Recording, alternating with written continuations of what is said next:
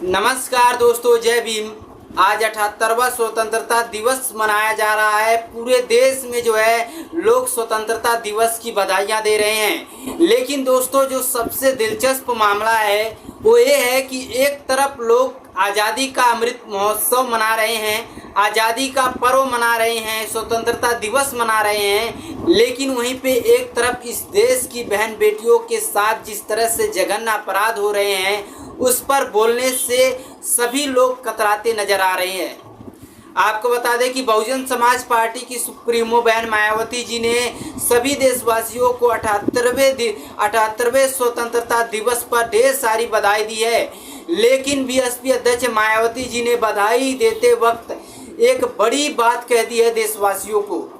उन्होंने कहा है कि जिस तरह से उत्तर प्रदेश, बिहार व अन्य राज्यों में महिलाओं के साथ जघन्य अपराध हो रहे हैं, रेप, शोषण जैसी घटनाएं सामने निकल के आ रही हैं, उस पर बीएसपी सुप्रीमो बहन मायावती जी ने बड़ी बात कह दी है। बहन मायावती जी ने क्या कुछ कहा है उस बात को हम आपको बताएंगे, लेकिन सबसे पहले ये जान लीजिए कि प्रधानमंत्री नरेंद्र मोदी जी जिस तरह से लाल किले से भाषण देते हुए कह रहे हैं कि भारत की जनता में हमने दोगुनी ताकत दी है और दोगुनी ऊर्जा के साथ हमारे देश के लोग आगे बढ़ रहे हैं, वो कहीं ना कहीं प्रधानमंत्री का ये बयान झूठा साबित होता हुआ नजर आ रहा है। चलिए सबसे पहले बीएसपी अध्यक्ष मायावती जी ने क्या कुछ कहा है उसको सुनाते हैं। सुनिए बहन मायावती जी ने क्या कुछ कहा। मायावती जी ने कहा कि 78वें स्वतंत्रता दिवस की देश विदेश में रहने वाले सभी भारतीयों व उनके परिवार वालों को हार्दिक बधाई एवं शुभकामनाएं।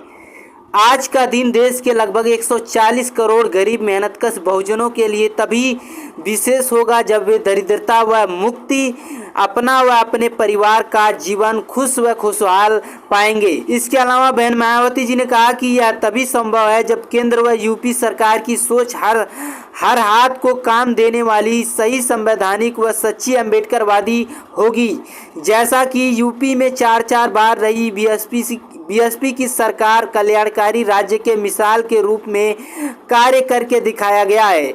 सरकार भावनात्मक मुद्दों के जरिए जनता का ध्यान न भटकाए। इसके अलावा दोस्तों, दलित महिलाओं पर हो रहे जघन्य अपराध को लेकर बीएसपी सुप्रीमो बहन मायावती जी ने बड़ा बयान खड़ा कर दिया है। उन्होंने बुलंदशहर मामले में जो है बड़ा बयान दिया है। सुनिए क्या कुछ कहा है उन्होंने। बहन जी ने कहा कि यूपी के जिला बुलंदशहर में दलित बच्ची के साथ बलात्कार तथा फिरोजाबाद में दलित विधवा के साथ सामूहिक बलात्कार की मानवता को शर्मसार करने वाली घटना की जितनी भी भर्त्सना की जाए वह कम है, किंतु ऐसी घटनाओं को रोक पाने में सरकार की विफलता उतनी ही निंदनीय है। इसके अलावा बीएसपी अध्यक्ष बहन मायावती जी ने आगे कहा कि यूपी में अपराध नियंत्रण व कानून व्यवस्था में भी खासकर दलित उत्पीड़न एवं महिला सुरक्षा आदि के मामले में सरकार को अपनी कथनी और करनी में अंतर को मिटाने के लिए विशेष ध्यान देने की जरूरत है, ताकि वे सभी लोग अपने आप को सुरक्षित महसूस कर सके। दोस्तों, बहुजन समाज पार्टी की सुप्रीमो बहन मायावती जी लगातार आवाज उठाती हुई नजर आ रही हैं। अभी उन्होंने हाल फिलहाल में बिहार की घटना पर आवाज उठाया है। जिस तरह से दलित महिलाओं पर जघन्य अपराध हो रहे हैं, रेप जैसी घटनाएं हो रही हैं, उस पर जो है खुलकर जो है बहन मायावती जी आवाज उठाती हुई नजर आ रही हैं। दोस्तों, भारत में महिला उत्पीड़न का मामला लगातार बढ़ता हुआ नजर आ रहा है और बढ़ते महिला उत्पीड़न मामले में जो है सरकार रोकने में नाकामयाब साबित हो रही है। अभी हाल ही में पश्चिम बंगाल की एक महिला लेडी डॉक्टर का गैंगरेप हुआ है। उसके बाद में बिहार में दलित समाज से आने वाली दो बच्चियों के साथ गैंगरेप हुआ है। उनके साथ जो है चाकू से खोद कर उनकी निर्मम हत्या कर दी गई। इस मामले में बीएसपी सुप्रीमो बहन मायावती जी ने सरकार को घेरा है। उन्होंने कहा है कि सरकार इन मामले में एक्शन क्यों नहीं ले रही है। और बहन मायावती जी ने बिहार और उत्तर प्रदेश, पश्चिम बंगाल सभी घटनाओं पर जो है विस्तार से अपनी बात रखी है और उन्होंने बहुजन समाज पार्टी का शासनकाल को याद दिलाया है।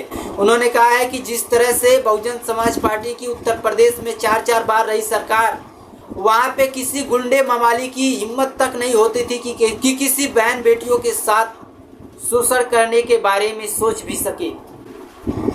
और ये सच भी है कि जब बहुजन समाज पार्टी की उत्तर प्रदेश में सरकार थी तो बीएसपी सुप्रीमो बहन मायावती जी ने जो शासनकाल चलाया वो शायद ही पूरे देश में ऐसा शासनकाल किसी मुख्यमंत्री ने चलाया होगा। दोस्तों, बीएसपी सुप्रीमो बहन मायावती जी के बयान के बाद बिहार के मुजफ्फरपुर और मधुबनी जिले में जो है जिस तरह से दलित समुदाय से आने वाली पीड़िता के साथ गैंगरेप हुआ, उसको लेकर बीएसपी अध्यक्ष मायावती जी ने इस मामले को संज्ञान में लिया है और बहुजन समाज पार्टी के बिहार के प्रदेश अध्यक्ष प्रभारी और जितने भी बहुजन समाज पार्टी के संगठन के कार्यकर्ता हैं वहां पे लगातार आवाज उठाते हुए नजर आ रहे हैं। और सबसे बड़ी बात यह है कि जो बिहार में 2 नाबालिग बच्चियों के साथ गैंगरेप हुआ है उसमें जो उसका जो मुख्य आरोपी है वो दोनों के दोनों जो है यादव समुदाय से आने वाले लोग हैं।